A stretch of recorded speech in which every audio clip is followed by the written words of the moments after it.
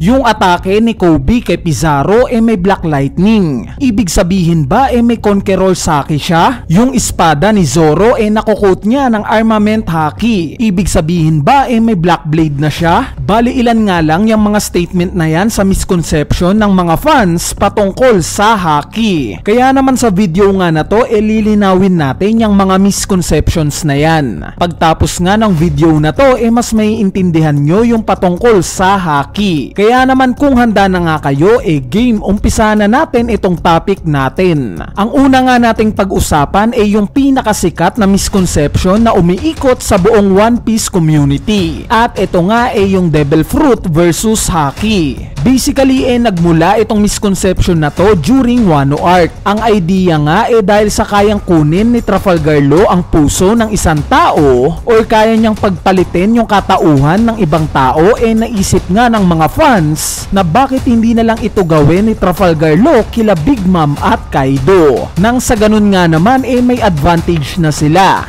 Diba? Bali during chapter 1009 nga tinanong na rin yan ni Eustace Kid. Sinabihan nga niya si Trafalgar Law na bakit hindi na lang daw niya paliparin o i-teleport yung isa kila Kaido at Big Mom palayo. Ang sinagot nga lang ni Law kung kaya daw niya yun kanina pa sana niya ginawa. Masyado nga daw malakas ang Haki nila Kaido para magamitan ng Devil Fruit powers niya. Ang isang example pa nga during chapter 1063 kung saan ginamitan nga ng Devil Fruit powers ni Dokyu itong si Trafalgar Law para maging babae. Pero dahil nga sa may knowledge itong si Law patungkol sa Haki na-counter nga niya to at naglabas siya ng mas malakas na Haki para manolify yung epekto ng Devil Fruit ni Dokyu. In short mas superior ang Haki kesa sa Devil Fruit powers. Meaning yung idea na magagawang laruan ni Sugar si Kaido kung magkatapat sila hindi pwede. Since masyado ngang mataas o malakas ang Haki ni Kaido para magawa siyang laruan ni Sugar. Kuya Eneru, bakit nagagamitan ng crew ni Trafalgar Law si Big Mom? Di hamak na mas malakas ang Haki ni Big Mom kaysa kay Law, diba? Bali magandang tanong yan. So during nga sa naging laban ni Trafalgar Law kay Big Mom, in-explain na rin niya yung sagot sa tanong na to. Sinabi nga niya na yung penetration o yung pagpasok daw ng crew niya sa katawan ni Big Mom does nothing o walang ginagawa. Meaning technically na hindi direct kay Big Mom itong crew. Kaya hindi niya to pwedeng inolify.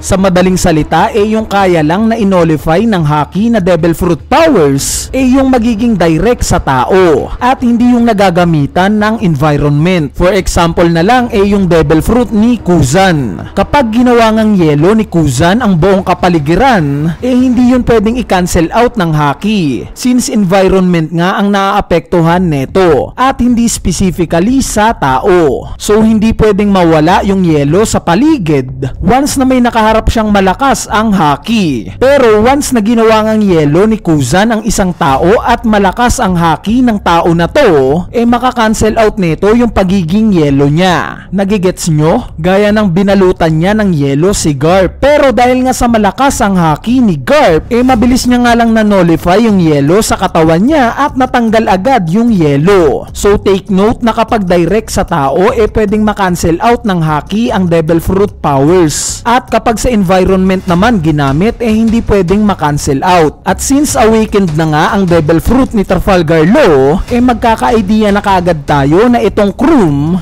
talagang environment ang naapektuhan. Kaya hindi ito manolify ni Big Mom. Ang sumunod na misconception naman ng mga fans sa Haki yung patungkol sa Advanced Observation Haki o yung tinatawag natin na Future Sight. Simula nga nung inintroduce sa atin itong Future Sight during Whole Cake Island arc ine-expect nga ng marami na malabo ng matamaan pa ng atake itong si Luffy. Since oo nga naman, nakikita na ni Luffy ng konti ang future. Kaya imposibleng sumalo pa siya ng mga atake. Pero during nga sa naging laban ni Luffy kay Kaido, bakit makailang beses siyang tinatamaan ni Kaido? Hindi nga rin niya nakita yung pagdating ng CP0 na papalapit sa kanya. Ibig sabihin ba neto nawalan ng future sight si Luffy? Or isang example pa si Kaido. Bakit hindi natin nakitaan na gumamit ng future sight si Kaido? Ibig sabihin ba neto walang future sight si Kaido? Bali ang simpleng explanation nga lang dito tayo hindi naman passive ang future sight o hindi ito gumagana ng 24/7. Dapat nga nila tong i-activate para gumana syempre. Kumbaga pansin ninyo yung may mga armament haki, 24/7 ba nilang ginagamit to? Di ba hindi? Nagiging itim nga lang yung parte ng katawan nila kapag inactivate nila yung armament haki. Same as sa Conqueror's haki, na kung kailan lang nila to ina-activate dun lang rin syempre to gagana. Kaya hindi porket natamaan si Luffy ng atake ni Kaido, ang ibig sabihin na nun nawalan siya ng future sight. Hindi lang niya talaga yon pinapagana. Sa anong rason?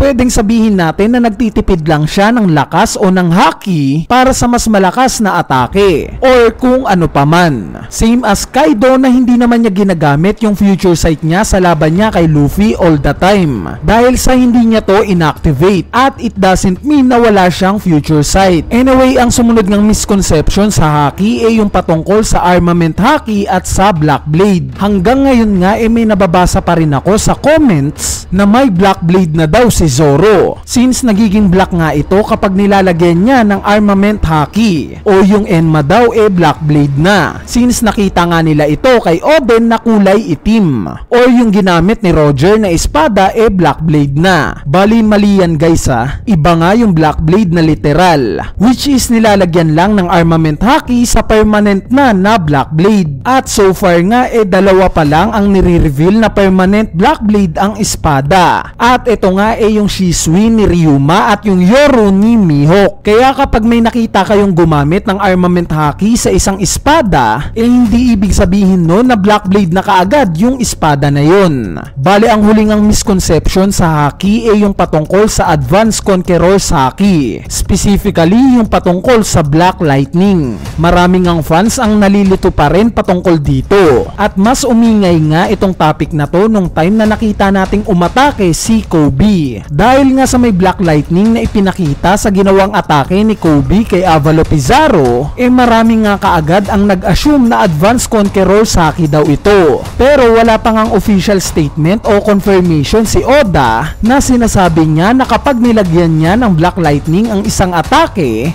instantly na kaagad na Advanced Conqueror's haki ito. Dahil makailang beses na nga nating nakikita itong Black Lightning sa atake ng iba't ibang karakter na even hindi confirmed na merong Conqueror's haki pinapakita. For example, sa ataking ginawa ni Sabo kay Jesus Burgess, may nakita nga tayong Black Lightning. Itong atake na ginawa ni Ulti kay Luffy nung magkaharap sila. Itong laban ni Jinbei kay Husu. At ultimo itong atake na ginawa ni Sanji kay Page 1. Meaning once na makakita tayo ng Black Lightning sa isang atake, hindi ibig sabihin nito na may Conqueror's haki na kaagad ang isang karakter. Maybe itong Black Lightning additional effects lang na ginagawa ni Oda para sabayan yung evolution ng style niya sa pagdodrawing. So uulitin ko guys hindi porket nakakita tayo ng Black Lightning sa isang atake, we assume na may Advanced Conqueror's haki na kaagad ang isang karakter. Bali ayan na nga yung mga common misconception regarding sa haki. Kung natripan nyo nga itong analysis natin, wag ka nang mahiyang pindutin yung like button. Dahil napakalaking tulong na nga niyang like nyo para sa ating channel.